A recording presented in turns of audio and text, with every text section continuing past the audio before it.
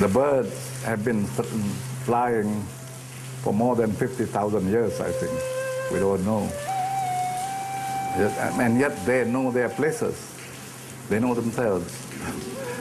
I mean, the eagle does not fly at the level of the sparrows. And it does not make the nest also down there. It's always up at the top.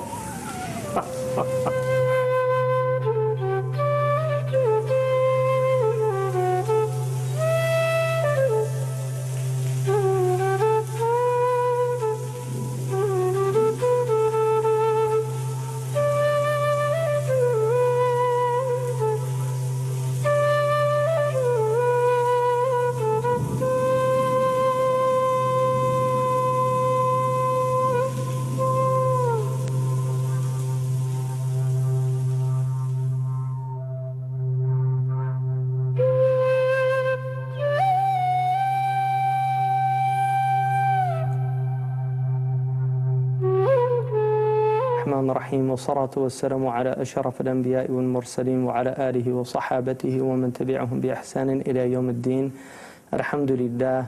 نتشرف اليوم بمجالسة أحد أكابر علمائنا وفلاسفتنا السيد نقيب العطاس، وهو أستاذ عظيم في الفلسفة الإسلامية وكذلك في التاريخ ماليزيا وعدة أشياء أخرى.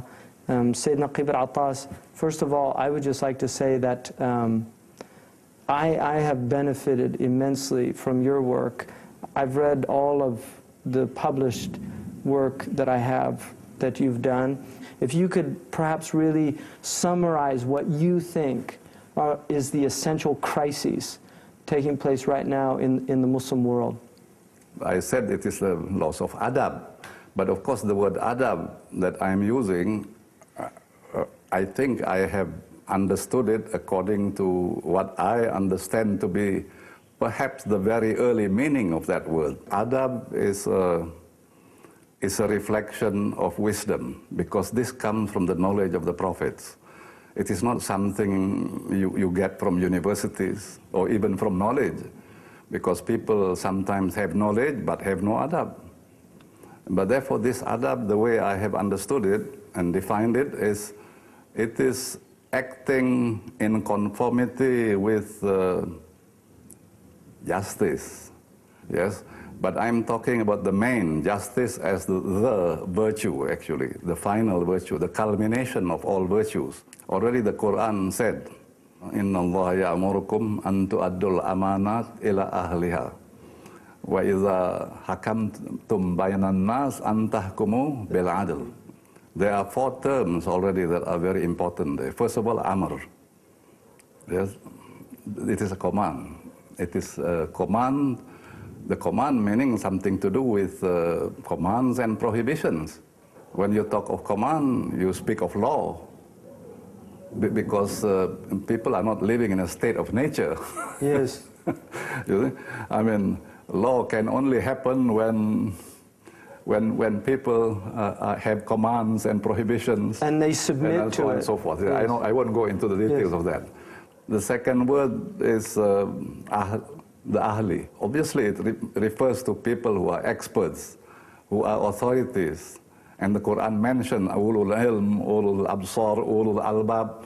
These are the people who are in authority. And of course, those set in authority above you could mean also just governments as well, isn't it? Yes. And then you have hakam. And that's where the wisdom comes in, because this is from hikmah, isn't it? Yes. وَإِذَا حَكَمْتُمْ بَيْنَ النَّاسِ أَن تَحْكُمُوا بِالْعَدْلِ. So this hakama, this wisdom, what is this wisdom really? The way I have understood, because I contemplated on these things, wisdom is the knowledge that tells you about the proper places of everything. Of course, all prophets have wisdom. The Quran said they are given the kitab wal hikmah. And some who are not prophets also were given wisdom. The Quran says, isn't it, that Allah subhanahu wa ta'ala gives wisdom to whomsoever He pleases. And those who are given that is given the very great good. The Quran mentioned Luqman as being given wisdom. And I suppose myself that some of these ancient philosophers, they were not Muslims, but they were given wisdom. Because wisdom, you have what I talk about the theoretical, I talk about the practical wisdom. I think in their case, their theory and the practice deals mainly with the world of empirical things, like Aristotle and so on. They are dealing mainly with things. I mean, it's obviously through wisdom that they elaborated and classified logic, knowledge. All these things must come from wisdom, from Allah subhanahu wa ta'ala. Although maybe they themselves did not realize that. They think it's coming from their own minds, yes? You speak about logic, you speak about genus, difference, species. Now, why? Of course, they observe. They can see that, you know, there are all kinds of things in this world. There are things that grow. There are things that, but then cannot move, like plants and so on. There are things that also grow, but they can move, animals, and so on. And then from there, gradually you have genus, species, difference, isn't it? Yes. So all this is part of wisdom, obviously.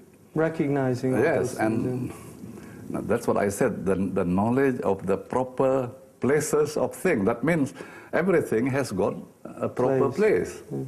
That also is from the Quran. The Quran says about this thing, that there is maqam ma'loom. Yes? And then, the Quran said Allah subhanahu wa ta'ala created bil haq. Haq means, of course, in English, very difficult. I always say reality and truth. Or true real, because that's what haq is. It's not just truth, it's also real. Yes.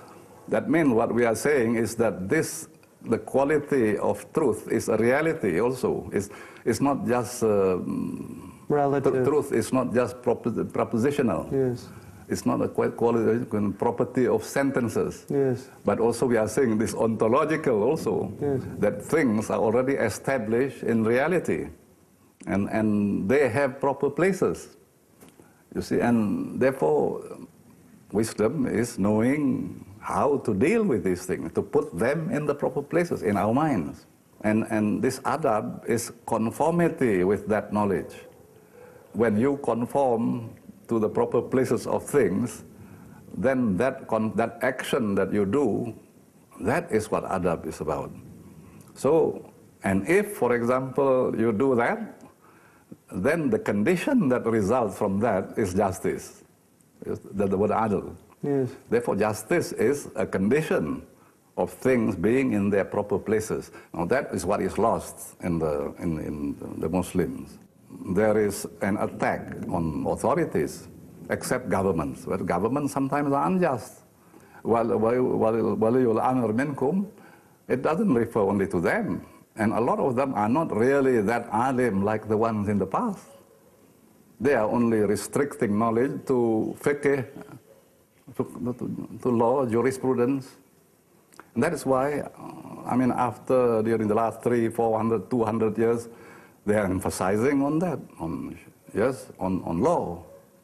And when you speak about legal matters, it's connected with politics. And therefore governments are allied to this.